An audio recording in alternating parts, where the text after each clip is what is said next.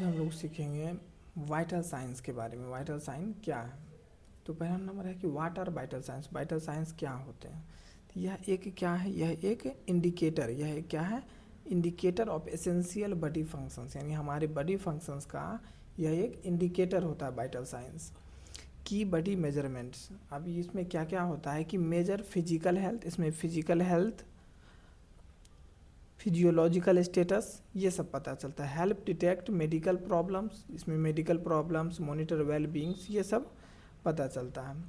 The primary vital signs, यानी primary क्या क्या है? तो पहला होता है टेम्परेचर, दूसरा पल्स, तीसरा रेस्पिरेशन, फोर्थ इसमें होता है ब्लड प्रेशर, फिफ्थ होता है ऑक्सीजन सेचुरेशन और अंत में होता है पेन। तो टेम्परेचर के बारे में जाने तो टेम्परेचर यहाँ पे एक ऑक्सिलरी और ओरल दो तरह का टेम्परेचर होता है।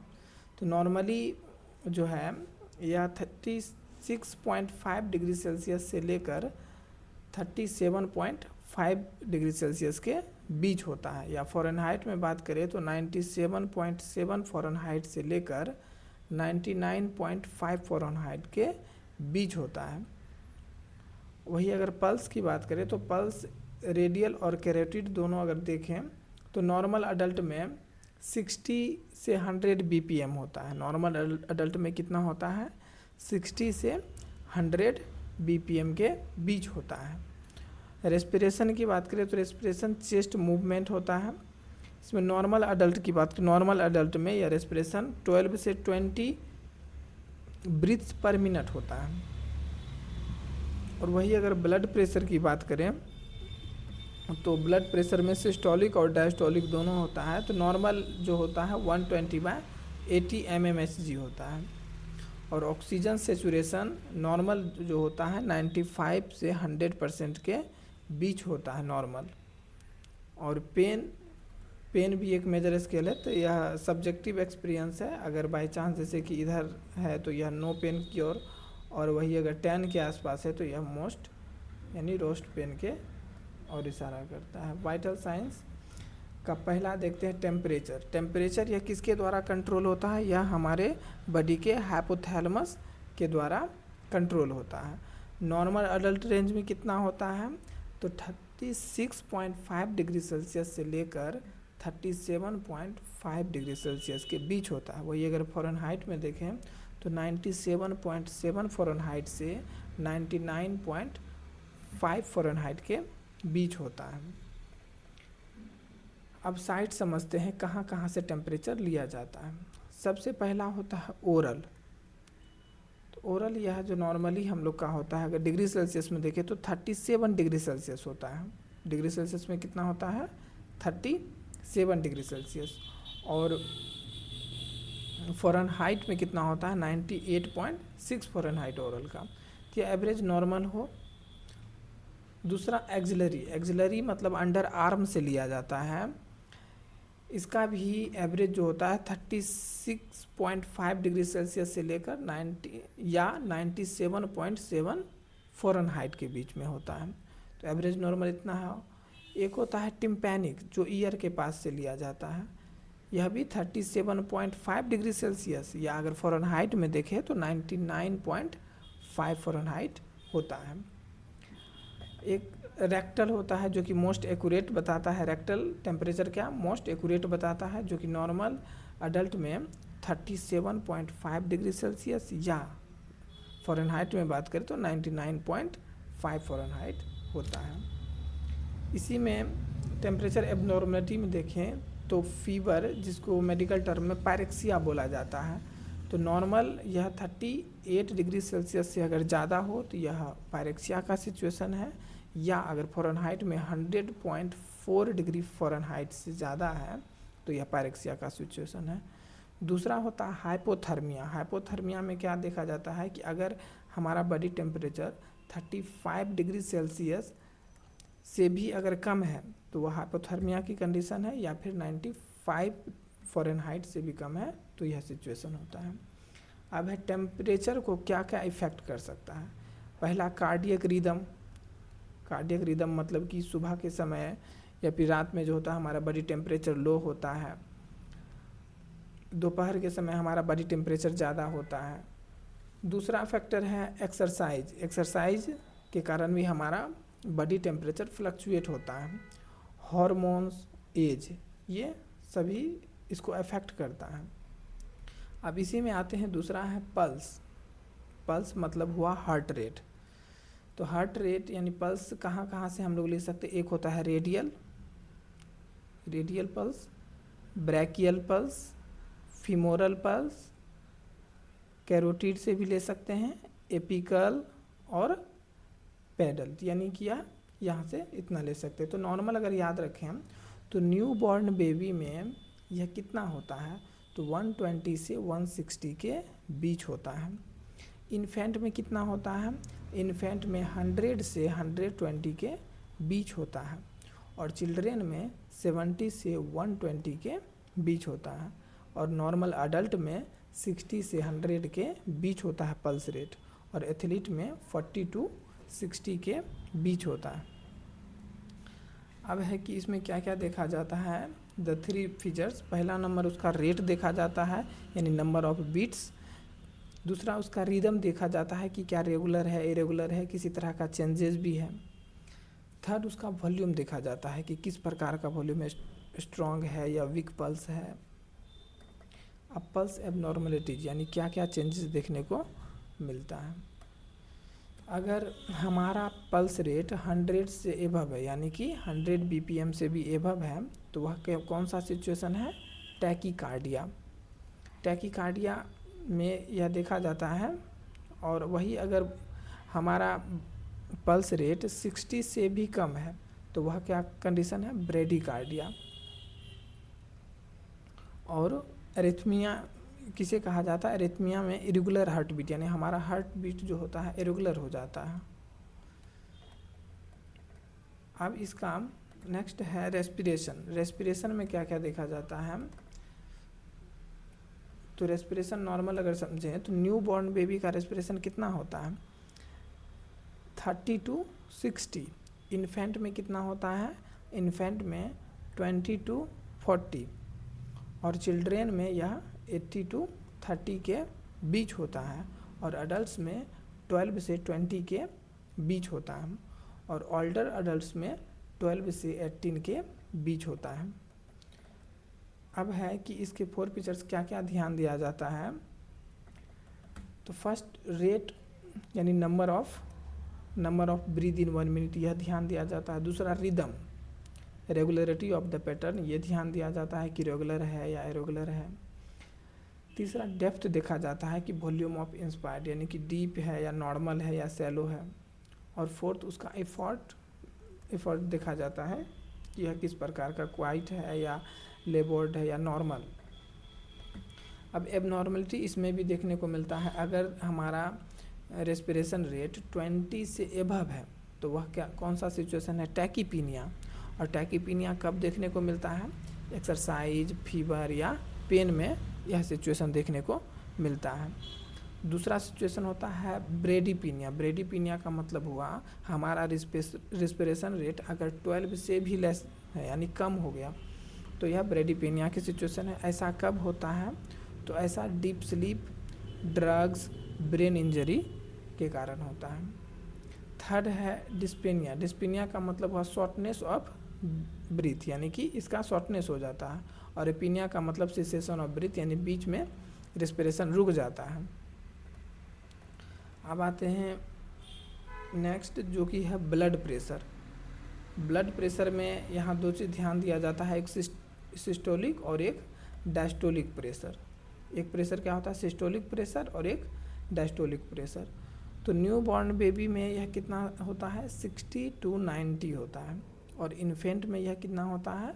70 टू 100 के बीच होता है और चिल्ड्रेन में यह 90 से 120 के बीच होता है। अडल्ट्स में 120 के आसपास और ओल्डर अडल्ट्स में 130 मैक्सिमम हो जाता है। ये सब सिस्टोलिक बताया जा रहा है। तो अगर एवरेज बात करें तो इस तरह का एवरेज है। अब टेक्निक इसमें क्या क्या ध्यान दिया जाता है, कौन कौन सा फैक्टर? पहला नंबर उसका कप साइज ध्यान दिया जाता है कि कप साइज उसका सही हो। थर्ड स्टेथोस्कोप का साउंड सही हो। फोर्थ उसका फैक्टर कार्डियक आउटपुट, यानी कि किस प्रकार का कार्डियक आउटपुट है, और पेरिफेरल रेसिस्टेंस, ये सब देखा जाता है। इसमें भी एबनॉर्मलिटीज होता है बीपी में। एक होता है हाइपरटेंशन, यानी बीपी का बढ़ जाना। तो यह कब होता है? स्ट्रेस में, एज के कारण, डाइट के कारण, जेनेटिक्स के कारण। एक होता है हाइपोटेंशन, यानी कि हमारा बीपी लो हो जाना। तो यह किस कारण से होता है? डिहाइड्रेशन के कारण, शॉक के कारण, drugs, posture reduced blood flow, इस तरह के सिचुएशन में देखना। एक होता है वाइट कोट हाइपरटेंशन, यानी कहने का मतलब है BP spikes only in medical settings, यानी मेडिकल सेटिंग्स के कारण हमारा कुछ समय के लिए बीपी हाई हो जाता है। एक होता है ऑर्थोस्टेटिक हाइपोटेंशन, यानी कि quick BP drop upon changing position, जब हम अपना पोजीशन चेंज करते हैं तो कुछ बीपी ड्रॉप होता है। अब आते ऑक्सीजन सेचुरेशन। इसमें क्या, ऑक्सीजन सेचुरेशन यानी कि हमारे, इसका मतलब हुआ कि percentage of haemoglobin bound with oxygen, यानी कि हमारे हीमोग्लोबिन से कितना % ऑक्सीजन बाउंड है, यही इसी को हम लोग क्या कहते हैं? ऑक्सीजन सेचुरेशन कहते हैं। तो ये किसके द्वारा? पल्स ऑक्सीमेशन, यानी कि इसके द्वारा पल्स ऑक्सीमीटर से मापा जाता है इसको। और ये नॉर्मल स्टैंडर्ड अडल्ट में 95 to 100% के बीच होता है। और वही अगर क्रोनिक लंग्स COPD है तो वह 88 से 92 के बीच हो सकता है। और एक्यूट में यह वेरी करेगा। स्लीप सिचुएशन में कैन बी लोअर, यह हमारा SpO2 थोड़ा लो हो सकता है स्लीप सिचुएशन में। और अडल्ट में यह इस तरह का चेंजेस देखने को मिलता है। अब है फैक्टर, क्या क्या यह हो सकता है? तो पहला नंबर की टेक्निक प्रो प्लेसमेंट, यानी कि उसका प्रो प्लेसमेंट ठीक से हो।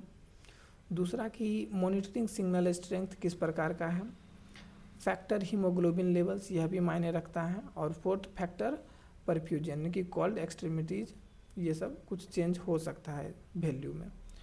एबनॉर्मलिटीज इसमें भी देखने को मिलता है, जैसे कि हाइपोक्सीमिया। हाइपोक्सीमिया का मतलब हुआ लो SpO2, यानी कि हमारे ऑक्सीजन सेचुरेशन क्या हो जाता है? कम हो जाता है। यह लंग डिजीज में देखने को मिलता है, हार्ट इशू में। एक होता है फॉल्स लो। फॉल्स लो मतलब कि नेल पॉलिश के कारण या पुअर परफ्यूजन, मूवमेंट रीडिंग्स, ये सब थोड़ा गलत हो सकता है। और कार्बन मोनोऑक्साइड्स के कारण भी हो सकता है हाई रीडिंग। कार्बन मोनोऑक्साइड के सिचुएशन में कभी हाई रीडिंग भी देखने को मिल सकता है, 95% से भी एबव। अब आते हैं, लास्ट था पेन। जो पेन इज सब्जेक्टिव डेफिनेशन, यह एक सब्जेक्टिव डेफिनेशन है। What the patient report, observe, look for objective clues. अब देखिए, यह जो होता है पेन स्केल 0 से 10 के बीच होता है। ठीक, तो इसमें देखते हैं क्या, पेन रेटिंग स्केल टाइप्स, यानी यह मेनली यहाँ पे दिया गया है 4 टाइप्स का। एक होता है न्यूमेरिक। न्यूमेरिक यह किसके लिए यूज किया जाता है? अडल्ट्स और ओल्डर चिल्ड्रन के लिए यूज किया जाता है न्यूमेरिक। और ये स्टैंडर्ड मेजर होता है। दूसरा इसी में एक होता है वोंग बेकर फेस। वोंग यानी फेस शेप का होता है। तो यह किसके लिए यूज किया जाता है? चिल्ड्रेन, नॉन वर्बल पेशेंट्स के लिए यूज होता है। और ये फेस टू फेस कंपेरिजन के लिए यूज होता है। थर्ड है वर्बल डिस्क्रिप्टर। वर्बल डिस्क्रिप्टर ये ओल्डर अडल्ट्स के लिए यूज होता है, जो कि वर्ड बेस्ड डिस्क्रिप्शन होता है। और थर्ड होता है, फोर्थ होता है पेन थर्मोमीटर। पेन थर्मोमीटर ये विजुअली इम्पेयर्ड के लिए यूज होता है। और ये कलर्ड बेस्ड प्रोग्राम है। अब आगे समझते हैं कि यह कितने टाइप्स के होते हैं करेक्टली। यहाँ पे ये पहला नंबर होता है कि वेयर इज़ द पेन। इसका सबसे पहला लोकेशन क्या है? Point two the spot, does it move, यानी कहाँ है ये। दूसरा की फोकस एरिया है उसका क्वालिटी, यानी किस प्रकार का पेन है, बर्निंग पेन है या एचिंग है या स्टैबिंग है, किस प्रकार का पेन है। थर्ड फोकस एरिया है टाइमिंग और क्रोनोलॉजी, यानी यह क्या, यह कांस्टेंट है या स्पाइकिंग पेन है, किस प्रकार का। फोर्थ फोकस एरिया उसमें होता है एक्सरबेटिंग फैक्टर्स, यानी कि मूवमेंट के कारण हो रहा है, हीट के कारण। व्हाट एक्टिविटीज इंक्रीज पेन, यानी किस कारण से यह पेन बढ़ रहा है या घट रहा है। अब है ऑब्जेक्टिव साइन ऑफ पेन, क्या क्या होता है। तो एक फेशियल एक्सप्रेशन, फेशियल एक्सप्रेशन। दूसरा होता है बॉडी लैंग्वेज। बॉडी लैंग्वेज से भी पता चलता है वाइटल साइंस, जैसे कि फिजियोलॉजिकल कुछ कुछ, जैसे कि पल्स में चेंज देखने को मिलता है, बीपी में चेंज देखने को मिलता है। और फोर्थ बिहेवियरल चेंज, कहने का मतलब इसमें बिहेवियरल चेंज भी देखने को मिलता है। अब आते हैं फैक्टर अफेक्टिंग वाइटल साइंस, यानी वाइटल साइंस को क्या क्या अफेक्ट करता है। तो vital signs are dynamic and can be influenced by internal and external, यानी कि वाइटल साइंस एक डायनामिक है, यह इंटरनल और एक्सटर्नल कारण से बढ़ और घट भी सकता है। तो देखते हैं क्या क्या रीज़न हो सकता है। पहला रीज़न होता है एज, यानी एज के कारण, जैसे कि इन्फेंट्स में देखा गया है, बच्चों में, इन्फेंट्स में यह जो होता है हार्ट रेट ज़्यादा होता है, उसका रिस्पिरेशन रेट भी नॉर्मल से ज़्यादा होता है, और लेकिन उसका बीपी लो होता है। वही अगर अडल्ट्स की बात करें तो यह नॉर्मल स्टेबल रेंज के अंदर होता है, और इल्डर में यह क्या होता है, इल्डर में बीपी ज़्यादा होता है, बीपी राइज कर जाता है स्लाइटली टेम्परेचर, और SpO2 रिस्पॉन्स भी थोड़ा उसका स्लोअर हो जाता है। दूसरा फोकस एरिया है एक्सरसाइज और एक्टिविटी, इसके कारण भी वाइटल साइंस चेंज देखने को मिलता है। Activity increase metabolic demand, causing A temporary rise in heart rate, पहला नंबर हार्ट रेट बढ़ जाता है, रेस्पिरेशन रेट भी बढ़ जाता है, और ब्लड प्रेशर भी बढ़ जाता है। अब आते हैं थर्ड, इमोशन और स्ट्रेस के कारण भी वाइटल साइंस चेंज होता है, जैसे stress, fear, anxiety and pain stimulate the sympathetic nervous system, जिसके कारण हार्ट रेट और ब्लड प्रेशर बढ़ जाता है। और फोर्थ है मेडिकेशन और सब्सटेंस भी यह मायने रखता है कि various drugs affect vital differently, या स्टिमुलेट्स करता है, जैसे कि कैफीन हो गया, निकोटीन हो गया। इंक्रीज HR और BA, यानी HR मतलब हार्ट रेट और BP मतलब ब्लड प्रेशर, ये इंक्रीज करता है। एक होता है depressant decrease prescriptions medication can raise और लोअर साइन, यह चेंज करता है इसके कारण। अब आते हैं एडिशनल फैक्टर क्या क्या है। सर्काडियन रिदम, मतलब कि बीपी या temperature lowest in morning, BP और टेम्परेचर जो होता है मॉर्निंग में लोएस्ट होता है, लेकिन यह आफ्टरनून में या ज़्यादा यानी हाईएस्ट हो जाता है। दूसरा है factor ambient temperature, ambient temperature का मतलब हुआ हीट कैन राइज RR, अगर हीट के कारण हमारा रिस्पिरेशन रेट बढ़ जाता है, टेम्परेचर कोल्ड कैन लोअर, और वही अगर कोल्ड के कारण हमारा RR यानी रिस्पिरेशन रेट कम हो जाता है। तीसरा फैक्टर है फीमेल हार्मोन्स, फीमेल हार्मोन में क्या देखा गया, female cycle affect temperature and BP, female cycle के कारण क्या क्या चेंज, टेम्परेचर में चेंज और बीपी में चेंज देखा जाता है। अब नेक्स्ट हम समझेंगे बॉडी टेम्परेचर के बारे में। तो हीट प्रोड्यूस और बैलेंस, देखिए body temperature is the degree of heat maintained by the body, जो बॉडी के द्वारा मेंटेन होता है। It is balance between heat produced by tissue and heat lost to the environment. The hypothalamus act as the body thermostat, यानी कि इसी के कारण, हाइपोथैलेमस के कारण ही हमारा बॉडी टेम्परेचर रेगुलेट होता है।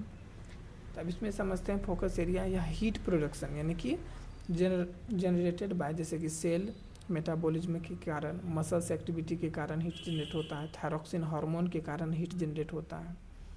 हीट लॉस जैसे कि रेडिएशन के रूप में हीट लॉस होता है, कन्वेंशन एयर के रूप में हीट लॉस होता है, कंडक्शन यानी कॉन्टैक्ट के थ्रू हीट लॉस होता है, और इवेपोरेशन यानी स्वेट के रूप में भी हीट लॉस होता है।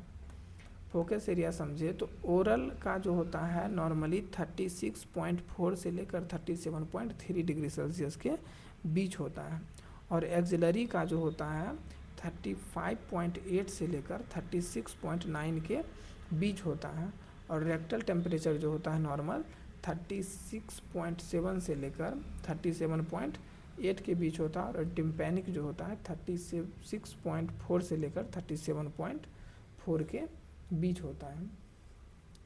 अब इसी में समझते हैं फोर्थ की focus area temperature anomalies fever यानी कि पायरेक्सिया, यह नॉर्मल टेम्परेचर अगर 38 डिग्री सेल्सियस से ज़्यादा है या फिर 100.4 फ़ारेनहाइट से ज़्यादा है तो यह कौन सा सिचुएशन है, पायरेक्सिया।